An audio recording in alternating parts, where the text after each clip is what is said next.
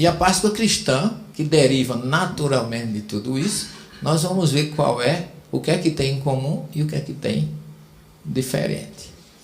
A primeira coisa que surge aqui é uma cruz, que é o que a igreja toma como o maior símbolo da morte de Jesus, porque a Páscoa judaica ou cristã não tem nada a ver com passagem do Espírito de Deus sobre a casa com o sangue do Cordeiro. Tem significado que Jesus foi morto numa cruz e ressuscitou. Então, é passagem da morte para a ressurreição de Jesus. Tá certo? Vamos ver como é que eles fazem isso.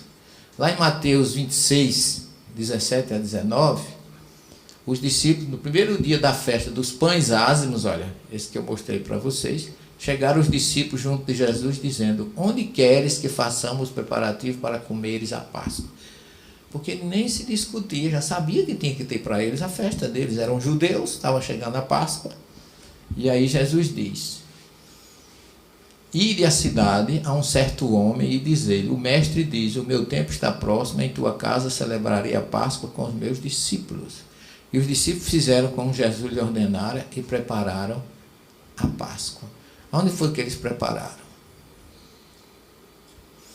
Aqui é só para vocês verem o símbolo que se faz de Jesus com o Cordeiro. Porque ele também foi crucificado, ele também derramou o sangue, então parece que foi o mesmo sacrifício do Cordeiro, e por isso que João, quando ele identifica ele, diz: eis o Cordeiro de Deus. Porque ele já sabia profeticamente ou mediunicamente que ele iria ser imolado, né? E aí fazem essa apologia a Jesus na cruz, derramando seu sangue, e um cordeiro degolado próximo. Eu não gosto de ver Jesus assim. Eu gosto de Jesus ressurreto, Jesus sem cruz, Jesus sem sofrimento, né? Jesus sem sangue. Eu coloquei aqui só para mostrar o que a gente não deve pensar ou lembrar de Jesus nessas condições, tá certo? E aqui é o que simboliza esse slide. Alguém quer? Domingo de Ramos. Quando foi que aconteceu o Domingo de Ramos? Domingo passado? Mais, Sabiniano. Mais do que isso. A gente aprende que o Domingo de Ramos é um dia antes. Um domingo antes do domingo da Páscoa. Quer dizer, a igreja celebrou o domingo passado. Só tem um erro. Ou só tem uma análise. A festa que Jesus entrou desse jeito, montado no jumento, saindo lá do Monte das Oliveiras para entrar no templo, aconteceu. Essa festa chama-se Festa das Barracas, ou Sukkot, que Sukkah em hebraico é barraca. Essa festa lembra o tempo que o pessoal estava no deserto, morando em barraca, e que coincide essa festa com a festa da colheita. Então, essa simbologia do ramo não tem nada a ver com o Domingo de Ramo cristão. É da festa, eles têm um ramo de palmeira, onde eles colocam o etrogue, que é uma fruta, parece um limão azedo. Tem uma fruta que é cheirosa, mas não tem sabor. Tem uma fruta que é cheirosa e tem sabor. Então, eles colocam 4 tipos de plantas juntos para fazer a oração e simbolizar o comportamento humano. Foi uma festa que Jesus também viveu. Só que essa festa do Hanukkah, ou do Sukkah, do Sukkot, ou das barracas, ela acontece no mês de Tirei. Tirei é um mês hebraico que corresponde ao mês de setembro. Então Jesus deve ter entrado no 8º dia da festa, aproximadamente num sábado de setembro do ano 32. E só foi ser crucificado em abril, na Páscoa de 33. Então passou outubro, novembro, dezembro, janeiro, fevereiro, março, abril. 7 meses e não 7 dias. Isso tem alguma diferença? Tem, de compreensão e de entendimento. Porque eu assisti muitos sermões no seminário que os padres diziam assim: olha, o ser humano é muito volúvel. Porque aquele mesmo povo que ovacionou Jesus no Domingo de Ramos, quinta-feira depois já estava pedindo para ele ser crucificado. O que não tem absolutamente nada a ver. Tá certo? Então, e o que aconteceu nessa festa não tem nada de espiritual. Foi uma festa judaica, material. E como Jesus era um líder, e naquela época o romano oprimia os judeus ali naquela região, eles estavam querendo se libertar. É tanto que eles dizem Oshianá, que todo mundo diz que é Osana, que é uma expressão hebraica. Oshianá é do verbo Yashá, que é salvar. Como está no imperativo solicitativo, o sense absoluto, o analítico, é como se fosse assim: salva-nos do romano, por favor. Era isso que o povo pedia, e não salvação espiritual, como é transmitido para a gente. Então veja quanta diferença há. E eu prego sempre isso: a gente só conhece cristianismo se conhecer judaísmo, se conhecer que Jesus nasceu, viveu, morreu como judeu, não discutiu com os doutores aos 12 anos. Eu só estou trazendo problema para vocês, não é ou não é? Porque a festa em que a criança adquire responsabilidade perante a Torá no judaísmo ocorre no menino aos 13 anos. Então Jesus discutiu com os doutores aos 13 anos, que é quando ele faz a festa do Bar Mitzvah, que significa filho do mandamento. É uma festa que toda quinta-feira tem no muro. Sempre que eu vou a Israel eu vejo. A criança passa a ser adulta perante Deus. Então o menino com 13 e a menina com 12.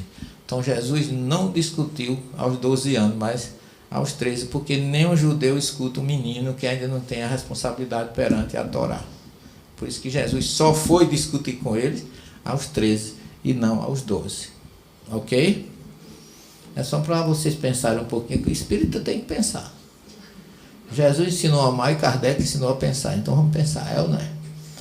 Aqui é o conceito ainda cristão. Por que procurar entre os mortos aquele que está vivo? Não está aqui, ressuscitou. Lucas 24, 5 e 6. Então vocês têm aqui um conceito cristão, que nós vamos falar um pouquinho dele a partir daqui, para a gente ver as diferenças. A origem e o sentido da Páscoa cristã. Jesus celebrou, como vocês viram, a Páscoa a pedido dos discípulos. Mas a primeira coisa que ele faz, segundo João, ele inovou a Páscoa judaica em duas questões. A primeira, o lava-pés, que ele não existia, nem existe lava-pés no judaísmo. Tá certo? Por que Jesus fez isso? Não é um ritual. É que todas naquela época não tinha asfalto, as estradas eram poeirentas. Paulo andou 12.800 quilômetros de sandália a pé na poeira, divulgando o cristianismo. Jesus caminhava pela Judéia, Samaria e Galiléia, e ali ainda hoje tem poeira, mesmo com asfalto. Se você entrar naquelas regiões, sobretudo Samaria, e porque ali tem muito deserto, principalmente a Judéia, você vai molhar, sujar os seus pés de poeira. E pode ver que Jesus chega na casa de Simão leproso, na época quando a pecadora vem lavar os pés dele com a lágrima, enxugar com o cabelo. Ele diz: Simão, eu cheguei aqui, tu não me desse água para lavar os pés.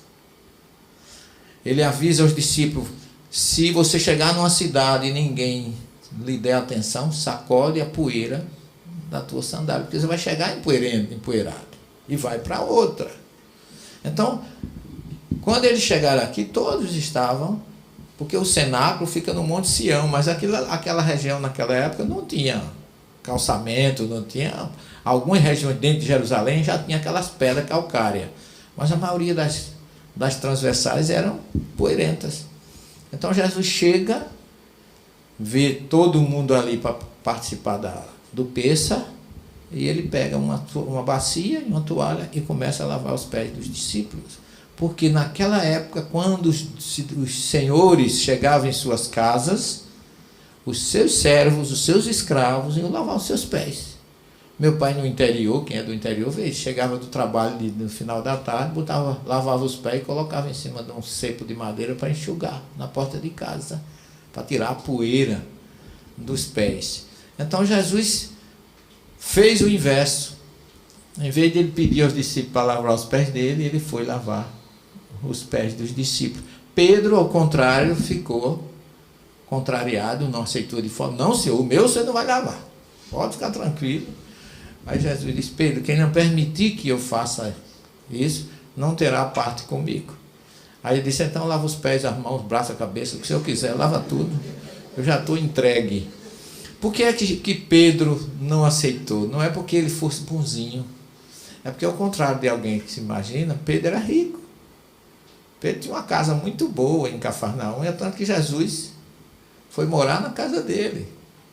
Foi o primeiro escolhido. Pedro não morava com a sogra, ao contrário do que disse, não, a sogra que morava com ele. Porque no judaísmo, ainda hoje, quem herda são os filhos, não as viúvas. Por isso que Jesus protegia tanto a viúva. Fala do óbolo da viúva, a pobrezinha só tinha 10 centavos. Porque as viúvas e os órfãos, pode ver no Evangelho, é uma solicitação plena de Jesus que não desprezem as viúvas e os órfãos. Não desamparem as viúvas e os órfãos, porque ele sabia. Ele conhecia, isso é um costume judaico. Então Pedro tinha servos que faziam isso, por isso que ele não quis que Jesus fizesse dele. Então Jesus introduziu o lava-pés, que a igreja continua a fazer hoje. E aqui foi o local, isso aqui é o cenáculo, que fica em Jerusalém, no Monte Sião, acima da tumba de Davi, é um primeiro andar, uma casa realmente que foi o local onde se diz que Jesus realizou a última ceia. Hoje é um local livre, diga assim, não tem ninguém, é dono, é tombado. Então, todo mundo chega aí, utiliza, aqui tem marcas do muçulmano, da invasão do tempo das cruzadas e dos otomanos. E aqui, Jesus também acrescentou outra coisa, o que foi? Além do lava-pés, além da cerimônia judaica que ele realizou, o que foi que ele fez mais? O que é que ele acrescentou para nós? Essa é mais importante para a gente. Observe como Jesus foi magnífico.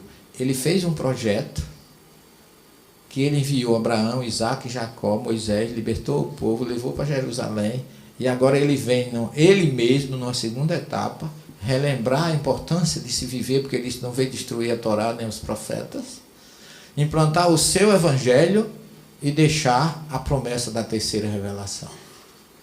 Tudo foi feito aqui. Ele relembrou a primeira, viveu a segunda e preparou a terceira. Então eu considero esse local aqui um local para nós cristãos, espíritas, sagrado. E sobretudo para nós espíritas. Porque quando ele termina a refeição, ele tinha dito aos discípulos: esta será a minha última refeição com vocês. Imagine que notícia ele deu para os discípulos. Estavam todos muito tristes. E João nos narra lá no capítulo 14, que Jesus diz, o seu evangelho, que Jesus disse: não se turbe o vosso coração. Credes no Pai e credes também em mim. Eu vou ao Pai e eu rogarei que ele vos envie um outro Consolador. O Espírito o Espírito da verdade que o mundo não conheceu, mas que vocês os conhecerão. E ele ficará com vocês até a consumação dos séculos. Então, ele estava lançando ali a semente da terceira revelação através do Espírito da verdade que ele enviou e que codificou através de Allan Kardec. Então, aqui nós temos um ponto central nesse local, onde se relembra a primeira, se estabelece a segunda e se prepara a terceira. Então, esse é um lugar que eu entro aqui praticamente todo ano, mas toda vez que eu entro aí, eu me emociono. Tem uma energia, algo muito forte, porque esse lugar é muito belo. Daí você avisa o Vale do Cedron, o Monte das Oliveiras. Você está no centro da cidade de Davi, o Monte Sião, onde Davi se estabeleceu, a chamada cidade de Jerusalém, comprada ao rei Salém, né? Por ele, naquela gleba, aí.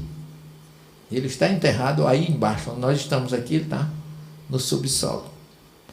E com a frase que diz assim, Davi Melech Israel, Raiai Vekaiai.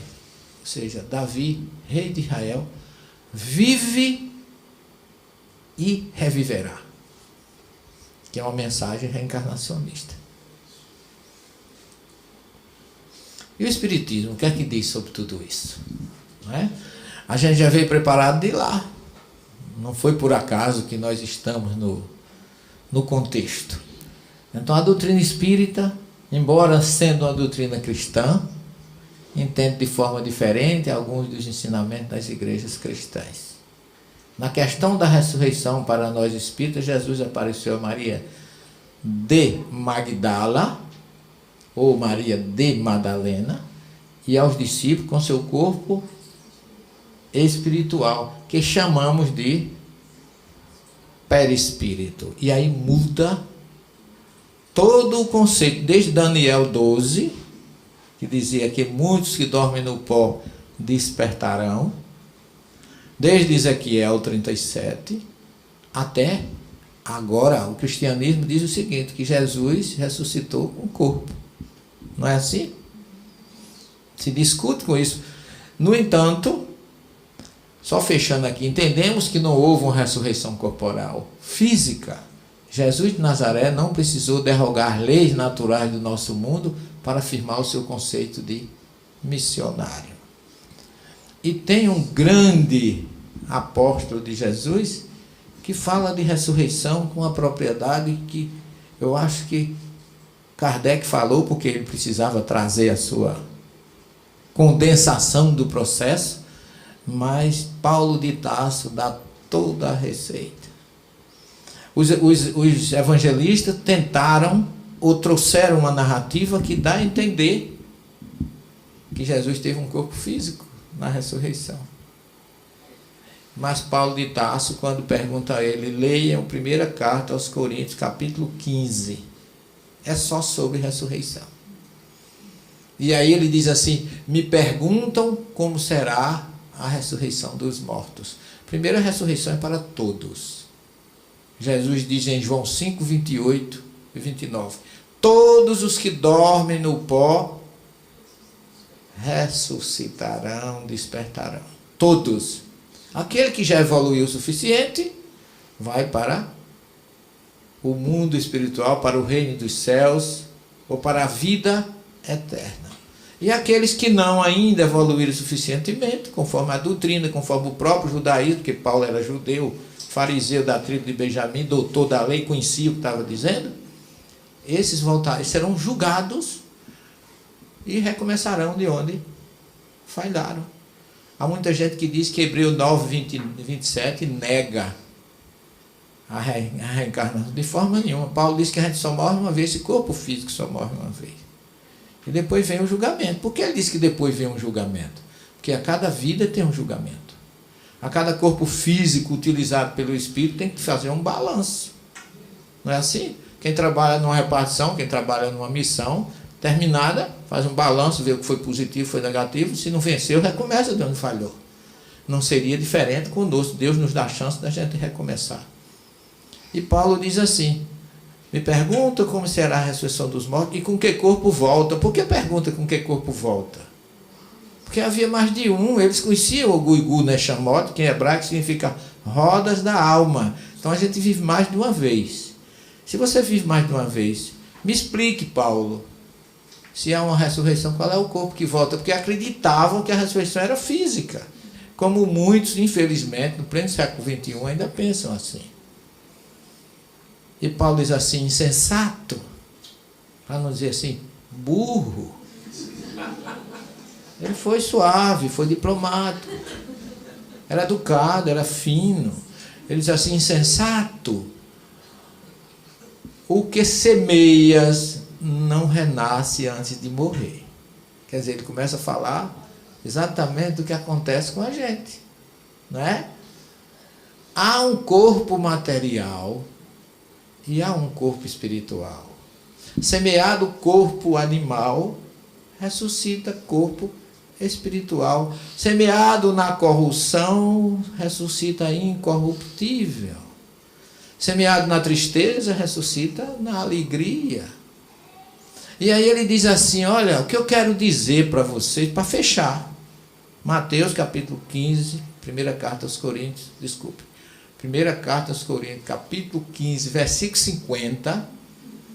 O que eu quero dizer a vocês é que carne e sangue, basar vedam, em hebraico, não herdam o reino dos céus. Vocês viram ali a questão do cordeiro? O judeu não come sangue. Se você falar em galinha cabidela para ele, sai correndo feito o diabo da cruz. Ele não tem nada com sangue, ele come, porque o sangue é vida. Tudo. Por isso que o animal é sangrado e o sangue é devolvido à natureza. Eles comem a carne. Porque para eles o corpo físico é composto de duas partes: carne e sangue. Por isso que ele diz na carta aos Coríntios: o que eu quero dizer para vocês é que carne e sangue não herdam o reino dos céus. Então, Paulo é quem melhor fala de ressurreição. É quem melhor explica que quem ressuscita é o perispírito. Você vê, Jesus foi visto em perispírito. É tanto que Maria de Madalena quis tocá-lo e disse: não me toques, porque ela ia se assustar. Qual é a reação da gente quando encontra alguém que gosta? É abraçar. E abraçar e não encontrar nada seria um choque. Não me toques, porque ele justificou, porque eu ainda não fui ao Pai. Mas vai dizer aos discípulos o que vocês viram, e que Jesus era realmente um grande psicólogo, porque quando ele fazia qualquer coisa, ele chamava uma mulher e dizia: não conte para ninguém. Né? Num minuto, a Galiléia, Samaria e Judéia já sabia de tudo. Não, você pode pegar o Evangelho de Mateus agora, pega aí, veja lá, quando ele diz assim: vai contar aos discípulos o que você viu. Aí Mateus diz assim: e ela foi correndo. Ela não foi andando, não. Ela chegou lá esbafurida de correr para contar a novidade. Olha, Jesus dizia: não conte, já contava, imagine pedindo que contasse. Aí ela chegou num minuto, ela fez carreira lá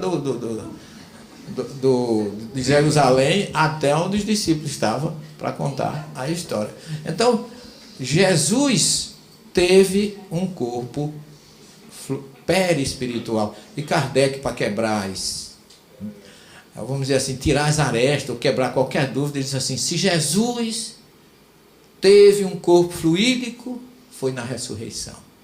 Quer dizer, ele acaba com a história a teoria de Rustem e ainda auxilia a entender a ressurreição.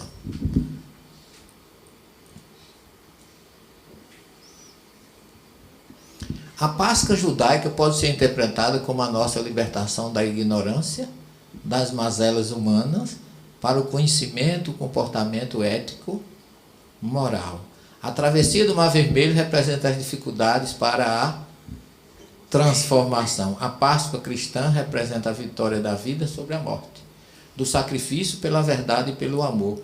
Jesus demonstrou que pode executar homens, mas não se consegue matar as grandes ideias renovadoras, os grandes exemplos de amor ao próximo e de valorização da vida. Para nós espírita, a Páscoa tem que ser vivida todos os instantes da nossa vida, todos os momentos. É por isso que nós não temos ritual, nem datas para celebrar Páscoa, Natal, Ano Novo. Nós temos uma doutrina que prega a reforma íntima. E a reforma íntima não tem data para isso. É qualquer dia, qualquer hora, como diz a música de Luiz Airão, onde a gente se vê, onde a gente se encontrar, seja onde for, reforma íntima, mudança, perdão, amor, fraternidade. É isso que Jesus quer de nós. Ele não quer que a gente seja, que se nenhum de vós se perderá. Não se perderá nenhuma das ovelhas que o Pai me confiou. E o profeta Jeremias, no capítulo 31 do seu livro, ele diz assim: Deus não se alegra com a perda do ímpio. Se Deus não quer que o ímpio se perda, e Jesus não quer que a gente se perca, nós não vamos nos perder. Nós temos, na verdade, resumindo, a nossa doutrina vê a ressurreição de Jesus como a primeira prova da imortalidade da alma. A morte existe, os mortos não. nós estamos aqui e todos nós vamos ressuscitar um dia. Quando Marta diz assim, Senhor, se estivesse aqui, meu irmão não teria morrido, falando de Lázaro, Jesus diz, teu irmão viverá. Olha aí. Eu sei, Senhor, que ele vai ver, teu irmão ressuscitará. Eu sei, Senhor, que ele ressuscitará na ressurreição do último dia, porque o judeu acredita assim. Várias reencarnações. Quando você não precisar mais reencarnar, você ressuscita, que não vai voltar mais. Aí há uma ressurreição final. Jesus, como não precisou reencarnar, ele veio em missão, ele teve a verdadeira ressurreição, que todos nós trabalhamos, todos os instantes, para um dia ter. Chega lá, diz assim, olha Eva, não vai voltar mais, que notícia boa, hein? Eu não posso pensar assim, que quando chegar lá, o meu débito, eu sei o tamanho que está, Deus sabe. Eu trabalho incessantemente com essa esperança de diminuir a conta. Porque muita gente diz assim, acreditar na reencarnação é desfazer da passagem de Jesus aqui. Eu digo pelo contrário. Jesus passou aqui, deixou um evangelho maravilhoso, para que se a gente tiver a condição de viver esse evangelho, a gente vai reencarnar menos, é ou não é? Então o objetivo de Jesus é diminuir as nossas voltas aqui, porque você tem que ir a Recife todo ano e voltar, todo ano e voltar. Tá bom, já conheço a estrada, já conheço os caminhos, mas enquanto você não pagar o último centavo que deve lá em Casa Forte, você está voltando para se saudar e não precisar ir mais. Então essa que é a grande lição para nós. Acreditar que Jesus realmente voltou em perispírito e voltou várias vezes. Ele teve aproximadamente 15 aparições depois que foi crucificado. Apareceu Madalena, apareceu os dois na estrada de Emaús, a Tadeu e Cleófas, apareceu aos 11 sem Tomé, depois aos 10 sem Tomé, depois aos 11 com Tomé, e foi aparecendo até que a última vez que ele aparece é no Monte das Oliveiras, mas já não mais ninguém vendo o seu perispírito. Agora uma luz que veio no Pentecostes, naquela forma de trazer a lição da mediunidade universal para a nossa renovação, para o nosso reequilíbrio, para a nossa vitória da vida, ou da verdadeira vida, sobre a morte. Porque a morte só existe enquanto a gente não se aperfeiçoou. Não é assim? A gente vai precisar gastar corpo até o dia em que a gente atinja a luz. Que ali não tenha mais nada, não precise mais de voltar. Porque nós seremos luzes com Jesus. Ele diz, vós sois a luz do mundo. Eu sou a luz do mundo. Brilhe a vossa luz diante dos homens. Aí é para nós espíritas, para que vejam as vossas boas obras. Porque você só tem luz se você tiver obras. Não adianta dizer que Deus é maravilhoso, Jesus é misericordioso, palma para Jesus, eu amo Jesus, se a gente não faz a vontade dele. Isso é que é importante. Então eu queria dizer a vocês que trabalhemos para as nossas ressurreições. O que é de Jesus já aconteceu. E a doutrina espírita está aí como um canal perfeito, adequado e tudo o que a gente precisa para atingir a ressurreição final, a vida eterna, como dizia Jesus, como nos ensinou. Embora não acreditando na necessidade de que a gente celebre Páscoa, mas nós estamos vivendo um período que estamos recordando. Mas que, como Jesus deixou essa lição maravilhosa de amor e da felicidade de a gente saber que existe uma vida além dessa, agradeçamos a Ele por esta oportunidade e tenhamos todos uma boa Páscoa.